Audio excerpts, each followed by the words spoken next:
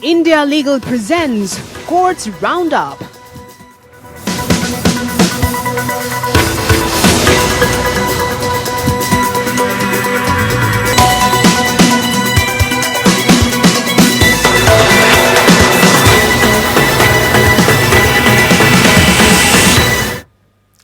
नमस्कार, मैं हूं आपके साथ पूजा कविया गोमा। कोर्ट्स राउंडअप में आप सभी का स्वागत है। इस बुलेटिन में अगले आधे घंटे हम आपको कोर्ट से जुड़ी तमाम छोटी बड़ी खबरों से रूबरू करवाएंगे। कोर्ट की कार्यवाही और सुप्रीम कोर्ट तक के, हाई कोर्ट और लोअर कोर्ट तक के फैसलों को आपके सामने रखेंगे। आगे बढ़ने से पहले डाल लेते हैं एक नजर हेडलाइंस पर। बेटियों के अधिकार पर सुप्रीम कोर्ट का बड़ा फैसला, कहा बेटा ना हो तो पिता की संपत्ति पर बेटी का हक। पिता की संपत्ति पर चचेरे भाई बहनों से ज्यादा बेटी का अधिकार।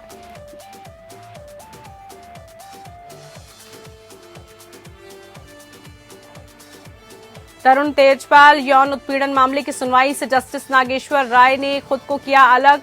तेजपाल की बंद कमरे में सुनवाई की मांग की सुप्रीम कोर्ट की दूसरी बेंच करेगी सुनवाई। भारतीय पर्यावरण सेवा के गठन से जुड़ी याचिका पर सुप्रीम कोर्ट ने केंद्र को भेजा नोटिस। पूछा, सुब्रमण्यम समिति की सिफारिश लागू करने का केंद्र का इरादा है क्या?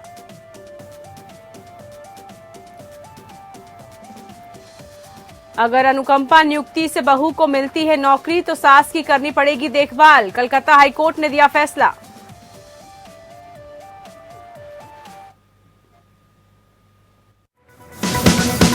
India Legal presents Courts Roundup.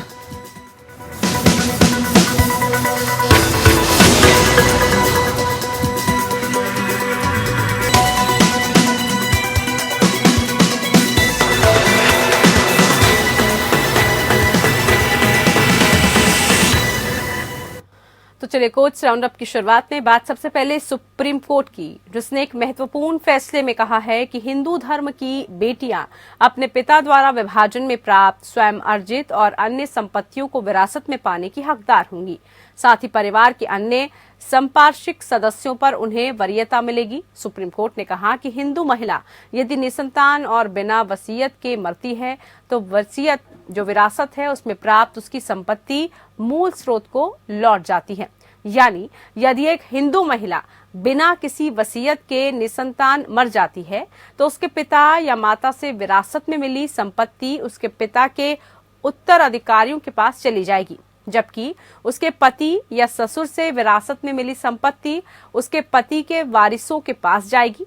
ये फैसला मद्रास उच्च न्यायालय के उस फैसले के खिलाफ अपील पर आया है जो हिंदू उत्तराधिकार अधिनियम के तहत हिंदू महिलाओं और विधवाओं के संपत्ति अधिकारों से संबंधित था।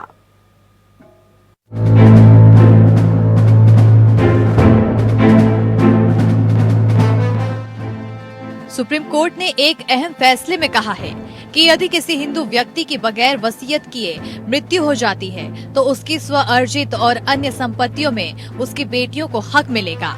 बेटियों को पिता के भाइयों के बच्चों की तुलना में संपत्ति में वसीयत मिलेगी। शीर्ष कोर्ट ने ये फैसला हिंदू महिलाओं और विधवाओं के हिंदू उत्तराधिकार कानून में संपत्तियों के अधिकारों को लेकर दिया है। फैसले में सुप्रीम कोर्ट ने कहा है कि यदि कोई हिंदू व्यक्ति बगैर वसीयत किए मर जाता है तो उसकी स्व अर्जित संपत्ति या पारिवारिक विरासत में मिली संपत्ति में बेटी की हिस्सेदारी रहेगी। बेटियों को मृत पिता के भाई के बच्चों की तुलना में संपत्ति में वरीयता दी जाएगी। मृत पिता की संपत्ति का बंटवारा उसके बच्चों द्वारा आपस में किया जाएगा। जस्टिस एस अब्दुल नजीर और जस्टिस कृष्ण मुरारी की पीठ ने 51 पृष्ठ के फैसले में ये बात कही है। कोर्ट ने अपने फैसले में इस सवाल का भी निपटारा किया है कि क्या संपत्ति बेटी को उसके पिता की मृत्यु पर या किसी अन्य कानूनी उत्तराधिकारी की अनुपस्थिति में पिता के भाई के बेटे को जीवित रहने पर भी हस्तांतरित होगी। इस पर सुप्रीम कोर्ट ने कहा कि पिता के स्व अर्जित या पारिवारिक रूप से मिली संपत्ति में किसी विधवा या बेटी का हक न केवल पुराने परंपरागत हिंदू कानूनों में बल्कि विभिन्न न्यायिक फैसलों में भी कायम रखा गया है। सुप्रीम कोर्ट ने ये भी स्पष्ट किया है कि यदि किसी हिंदू महिला की बगैर वसीयत की मृत्यु हो जाती है तो जो संपत्ति उसे अपने पिता या माता से विरासत में मिली है वो उसके पिता के वारिसों को मिलेगी, यानी उसके भाई बहनों और अन्य लोगों को मिलेगी। जबकि जो संपत्ति उसे अपने पति या ससुर से मिली है वो उसके पति के वरियों यानी खुद के बच्चों और अन्य को मिलेगी। पीठ ने अपने फैसले में कहा है कि हिंदू उत्तराधिकारी कानून की धारा 15(2) जोड़ने का मूल मकसद ये सुनिश्चित करना है कि किसी निसंतान हिंदू महिला की वसीयत किए बगैर मृत्यु हो जाती है तो उसकी संपत्ति मूल स्रोत यानी जिससे उसे मिली है उसकी हो जाएगी। तमिलनाडु के एक मामले का निपटारा करते हुए जस्टिस एस अब्दुल नजीर और कृष्ण मुरारी के बीच ने ये 51 पन्ने का फैसला दिया है। इस मामले में पिता की मृत्यु 1949 में हो गई थी। उन्होंने अपनी स्वअर्जित और बंटवारे में मिली संपत्ति की कोई वसीयत नहीं बनाई थी। मद्रास हाईकोर्ट ने पिता के संयुक्त परिवार में रहने के चलते उनके भाई के बेटों को अधिकार दिया था। अब सुप्रीम कोर्ट ने पिता की इकलौती बेटी के पक्ष में फैसला दिया है। ये मुकदमा बेटी के वारिस लड़ रहे थे। Bureau report APN।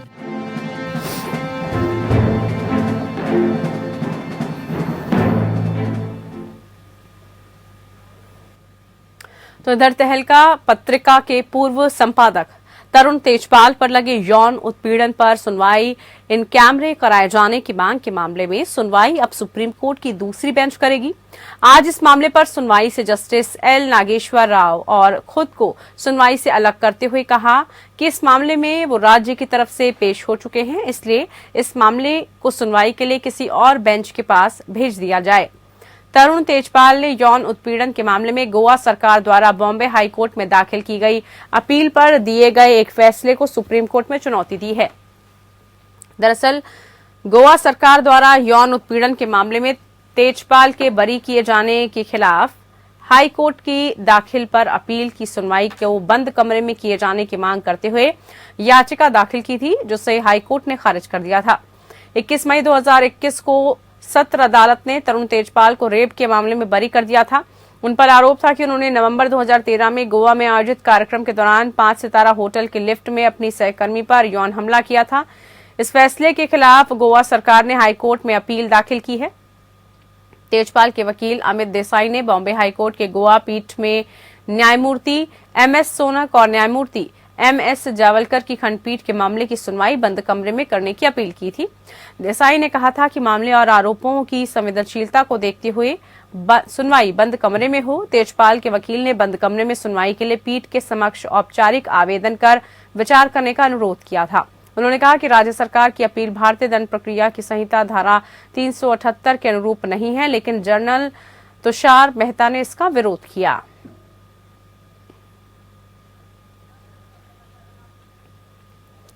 इधर भारतीय पर्यावरण सेवा के गठन से जुड़ी याचिका पर सुप्रीम कोर्ट ने केंद्र को नोटिस जारी कर जवाब मांगा है। जस्टिस SK कौल और जस्टिस MM सुंदरेश की पीठ ने समर विजय सिंह की याचिका पर यह नोटिस जारी किया। नोटिस जारी कर सुप्रीम कोर्ट ने केंद्र से पूछा कि क्या वो भारत पर्यावरण सेवा के निर्माण के लिए TSR सुब्रमण्यम समिति की सिफारिश को लागू करने का इरादा रखती है। सुप्रीम कोर्ट ने केंद्र से पूछा कि क्या वो जमीनी स्तर पर सभी परियोजनाओं में पर्यावरण सुरक्षा उपायों के अनुपालन के लिए उच्च अधिकार प्राप्त निकाय बनाना चाहता है।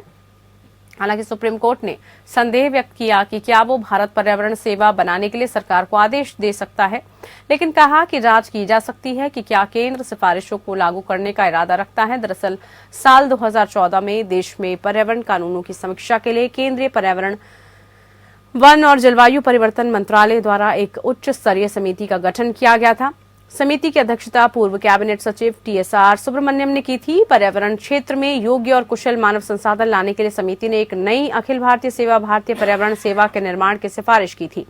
पर्यावरण की चिंताओं पर विचार और विभिन्न विकास परियोजनाओं पर पर्यावरण संरक्षण के ठोस उपाय करने के लिए अखिल भारतीय पर्यावरण सेवाओं के लिए संस्थान गठन करने की सिफारिशों पर अब तक अमल न हो पाने पर सुप्रीम कोर्ट ने केंद्र सरकार को नोटिस जारी कर जवाब मांगा है।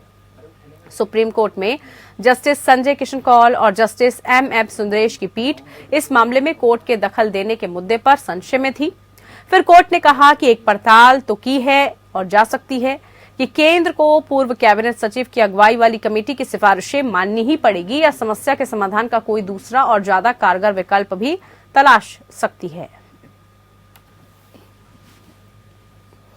सुप्रीम कोर्ट ने सिविल सेवा परीक्षा के एक उम्मीदवार की एक रिट याचिका पर विचार करने से इंकार कर दिया।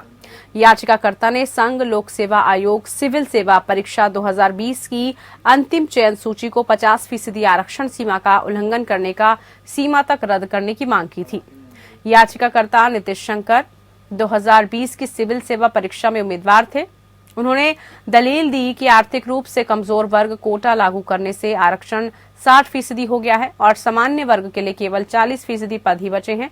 याचिका में तर्क दिया गया था कि यूपीएससी ने सामान्य वर्ग के तहत 34.55% उम्मीदवारों की नियुक्ति की सिफारिश की है, जबकि आरक्षित वर्ग के तहत 65.44% उम्मीदवारों के चयन की सिफारिश की गई है, जिससे चयन में गड़बड़ी हुई है। जस्टिस एल नागेश्वर राव और जस्टिस बीआर गवई की पीठ ने याचिका पर विचार करने से इंकार कर दिया। सुनवाई के दरमियान पीठ ने याचिकाकर्ता की ओर से पेश वकील को ये चेतावनी भी दी कि याचिका को 1 लाख रुपए जुर्माने के साथ खारिज किया जाएगा। पीठ ने कहा कि ईडब्ल्यूएस आरक्षण को 103वें संविधान संशोधन के तहत पेश किया गया है। इसकी वैधता का प्रश्न एक बड़ी पीठ को सौंपा जा सकता है। इधर याचिका के वकील ने अनुरोध किया कि रिट याचिका को 5 जजों की पीठ के समक्ष ईडब्ल्यूएस कोटा से संबंधित याचिकाओं के साथ टैग किया जाए और इसी बीच खाली सीटों को नहीं भरा जा सकता। पीठ ने कहा कि जब मामला बड़ी पीठ के समक्ष लंबित है, तब याचिकाकर्ता नियुक्तियों को रोकने की मांग नहीं कर सकता। पीठ ने यह भी कहा कि वो मामले को खारिज कर रही है। याचिकाकर्ता के वकील ने तब हाईकोर्ट का दरवाजा खटखटाने की स्वतंत्रता के साथ याचिका वापस लेने की मांग की, जिसके बाद याचिका को हाईकोर्ट का दरवाजा खटखटाने की स्वतंत्रता के साथ खारिज कर दिया गया। याचिकाकर्ता ने सामान्य कोर्ट में मुख्य परीक्षा में सफल उम्मीदवारों की नई सूची प्रकाशित करने के निर्देश जारी करने की मांग भी की थी।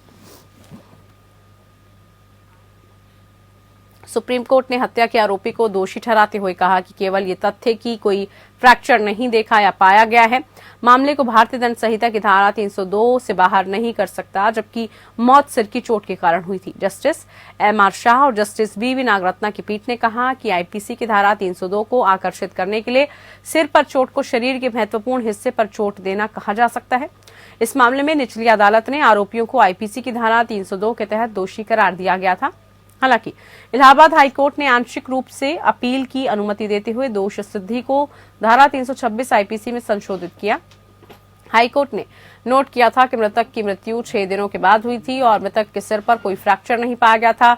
सुप्रीम कोर्ट के समक्ष अपील में राज्य ने तर्क दिया कि हाईकोर्ट द्वारा दोष सिद्धि को धारा 302 आईपीसी की धारा में 326 आईपीसी में परिवर्तित करते समय दिया गया। उक्त तर्क गलत है। पीठ ने रिकॉर्ड पर मौजूद सबूतों का हवाला देते हुए कहा कि हाईकोर्ट ने पोस्टमार्टम रिपोर्ट में उल्लेखित चोटों पर विचार नहीं किया, जिसमें उल्लेख किया गया था कि सिर की चोट घातक थी और उक्त चोटों के कारण मृतक की मृत्यु हो गई। अदालत ने कहा कि केवल इसलिए 6 दिनों के बाद मृतक की मृत्यु हो गई धारा 302 आईपीसी के तहत अपराध के लिए दोष सिद्धि को रद्द करने और इसे धारा 326 आईपीसी में बदलने का आधार नहीं हो सकता। इस प्रकार देखते हुए बेंच ने ट्रायल कोर्ट के उस फैसले को बहाल कर दिया, जिसमें आरोपी को आईपीसी की धारा 302 के तहत दंडनीय अपराध के लिए दोषी ठहराया गया था।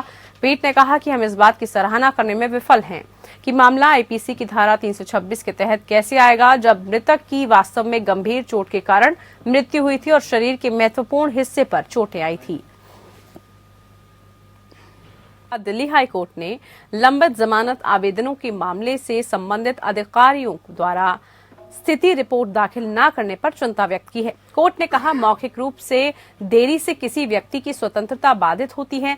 जस्टिस मनोज कुमार ओहरी 2 मामलों की सुनवाई कर रहे थे, जिसमें अदालत ने पहले अभियोजन एजेंसियों द्वारा स्थिति रिपोर्ट दाखिल करने के पहलू पर फैसला सुनाया था, ताकि ये सुनिश्चित किया जा सके कि इसमें कोई देरी न हो। इससे पहले न्यायालय को सूचित किया गया था कि स्थिति रिपोर्ट समय पर दाखिल करने के संबंध में जांच अधिकारियों का आवश्यक संवेदीकरण किया गया है। सुनवाई के दरमियान कोर्ट ने स्थिति रिपोर्ट दाखिल करने में हो रही देरी पर चिंता जताई और मामले में पेश संबंधित डीसीपी से कहा, मुझे देखकर दुख होता है कि सभी वरिष्ठ अधिकारियों एपीपी के प्रयास करने के बावजूद स्थिति रिपोर्ट समय पर अदालत पहुंचे। स्थिति रिपोर्ट अभी भी दायर नहीं की गई है। उन्हें सुनवाई की तारीख या फिर 1 दिन पहले सौंप दिया जाना चाहिए। एक बार जब स्थिति रिपोर्ट को 1 महीने के भीतर या अदालत के पास तारीखों की उपलब्धता के अनुसार दायर करने का निर्देश दिया जाता है, तो उसे अंतिम तिथि पर ही क्यों दायर किया जाता है। इसके जवाब में डीसीपी ने कोर्ट को बताया कि जांच अधिकारियों और अन्य संबंधित अधिकारियों को कहा गया है कि वो ठाकुर लक्ष्मण जी बनाम गुजरात राज्य में गुजरात हाईकोर्ट के फैसले का पालन करें। हाईकोर्ट ने निर्देश दिया था कि संबंधित एसपी या किसी अन्य जिम्मेदार पुलिस अधिकारी को मामले की जांच की निगरानी के साथ साथ जमानत आवेदन के प्रभारी इसे देखने के लिए कर्तव्यबद्ध होंगे कि उचित जवाबी हलफनामा मामले के प्रभारी जांच अधिकारी द्वारा न्यायालय के समक्ष दायर किया जाता है।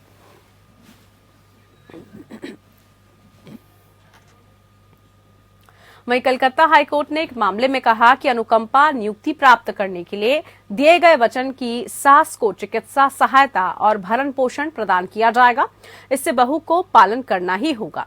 अदालत ने 80 वर्षीय अपीलकर्ता विधवा की याचिका पर फैसला सुनाया।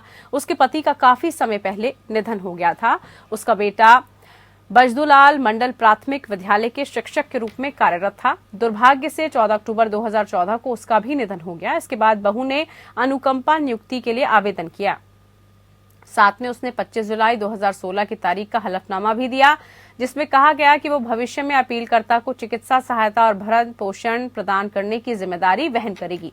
अपीलकर्ता की ओर से पेश वकील ने कहा, अपीलकर्ता का एकमात्र जीवित पुत्र बेरोजगार है और उसकी देखभाल करने की स्थिति में नहीं है। उन्होंने दलील दी कि एक बार जब बहू ने हलफनामा देकर अनुकंपा नियुक्ति प्राप्त कर ली है तो वो पलट नहीं सकती और अपीलकर्ता की उपेक्षा नहीं कर सकती है। मौजूदा मामले में अपीलकर्ता ने एक रिट याचिका दायर की थी, जिसका 18 सितंबर 2017 को एक आदेश जारी किया गया था, जिसमें निस्तांतरण किया गया, जिसमें अपीलकर्ता को जिला स्कूल निरीक्षक के समक्ष एक विस्तृत प्रतिनिधित्व दर्ज करने की स्वतंत्रता दी गई और जिला स्कूल निरीक्षक को प्रतिनिधित्व तय करने का निर्देश दिया गया।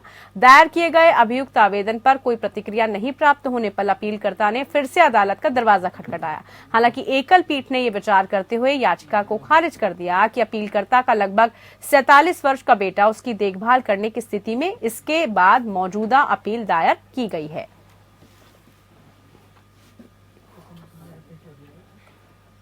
कर्नाटक हाईकोर्ट ने कहा कि क्रिकेट मैच फिक्सिंग धोखाधड़ी के अपराध की श्रेणी में नहीं आता है, इसलिए कथित अपराधियों के खिलाफ भारतीय दंड संहिता की धारा 420 के तहत अपराध नहीं माना जा सकता। पीठ ने आरोपी अबरार काजी और अन्य द्वारा दायर याचिकाओं की अनुमति दे दी है। उक्त आरोपियों के खिलाफ साल 2019 में कर्नाटक प्रीमियम लीग मैचों को कथित रूप से फिक्स करने के लिए आईपीसी की धारा 420 और धारा 120 के तहत आरोप पत्र दायर किया गया था।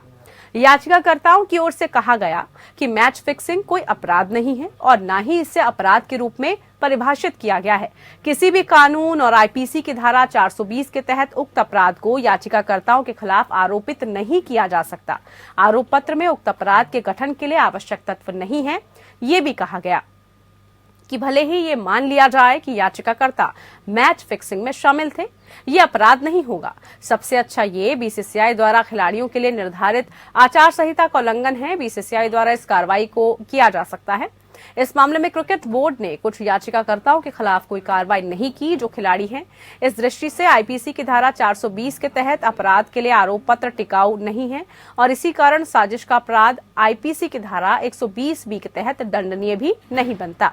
ये भी प्रस्तुत किया गया है कि किसी आरोपी द्वारा दिए गए बयान का उपयोग सह अभियुक्त के खिलाफ या फिर यहां तक कि उस व्यक्ति के खिलाफ भी नहीं किया जा सकता जिसने बयान में प्रकृति में अपराध किया हो, क्योंकि एफआईआर दर्ज करना आरोपी के इकबालिया बयानों पर आधारित होता है। इसलिए एफआईआर में कानून का गलत प्रयोग किया गया है।